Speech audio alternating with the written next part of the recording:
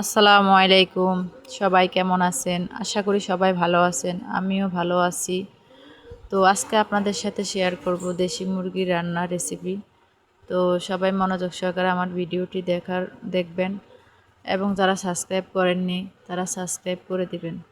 তো এখানে আমি নিয়ে নিলাম মুরগি রান্না করার জন্য যে মশলাগুলি ওগুলি আমি নিয়ে নিলাম বেটে।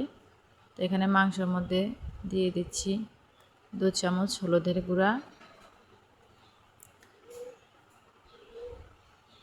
তারপরে আমরা এখানে দিয়ে দেব 1 চামচ মরিচের গুঁড়া।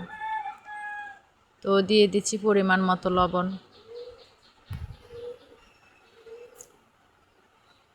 তারপর এখানে এখন আমি দিয়ে দেব কাঁচা মরিচ দিয়ে দিচ্ছি। দেখো বন্ধুরা, সবাই আমার সাথে থাকবা। এখন দিয়ে দিলাম পেঁয়াজ বাটা দিয়ে দিলাম 2 চামচ। তারপর রসুন বাটা দিলাম 1 চামচ, দিলাম আদা বাটা, জিরা বাটা দিলাম 1 চামচ।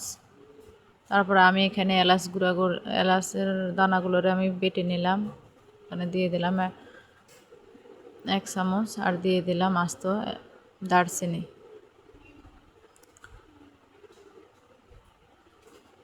বন্ধুরা, আমি অফ ক্যামেরায় আমার ক্যামেরাটা কীভাবে বন্ধ হয়ে গেছে আমি জানি না, আমি তেলটা দিয়ে দিলাম পরিমাণ মতো। তো তোমরাও দিয়ে দিবা, আমার তেলটা ভিডিওতে উঠে নেয়।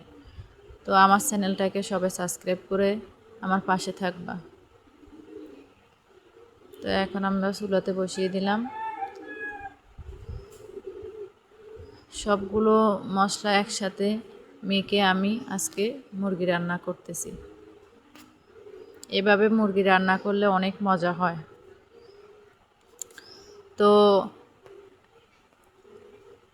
এখন আমরা একটু ঢাকনাটা উল্টিয়ে দেখব, একটু নেড়ে দেব, নেড়ে আবার আমরা ঢেকে দেব ঢাকনা দিয়ে। তো আমরা এইভাবে ভালোভাবে মুরগির মাংসটাকে আমরা ভালোভাবে কষিয়ে নেব।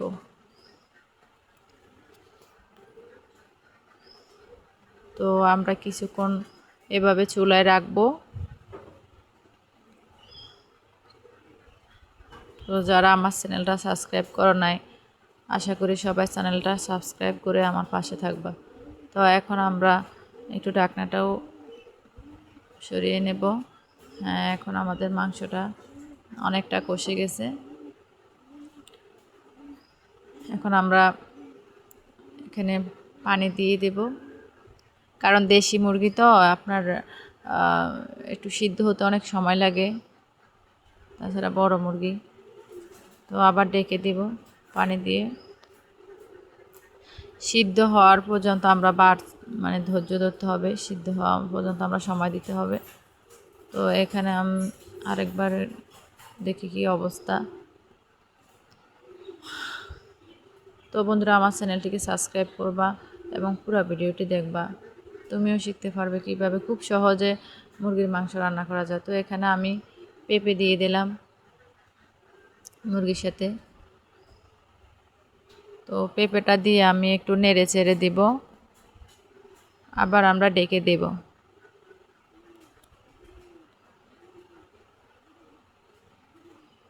কিছুক্ষণ পরে একটু পানি দিয়ে দিচ্ছি।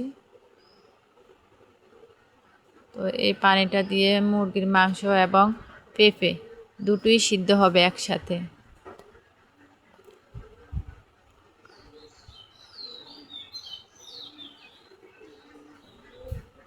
তো এখন আবার আমরা ঢেকে দেব ঢাকনা দিয়ে। এখন কিছুক্ষণ পর আমরা আবার আসলাম। তো এখন আর একটু নেড়ে ছেড়ে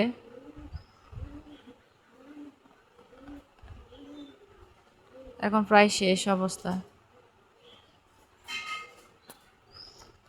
তো এখন আমরা আবার কিছু সময় পরে আবার আসলাম, দেখি কি অবস্থা। এখন প্রায় শেষ অবস্থা হয়ে গেছে।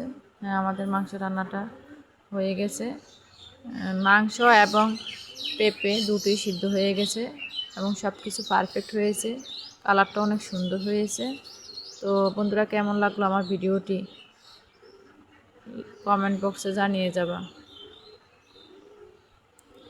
সবাই আমার জন্য দোয়া করবেন, ভালো থাকবেন, সুস্থ থাকবেন।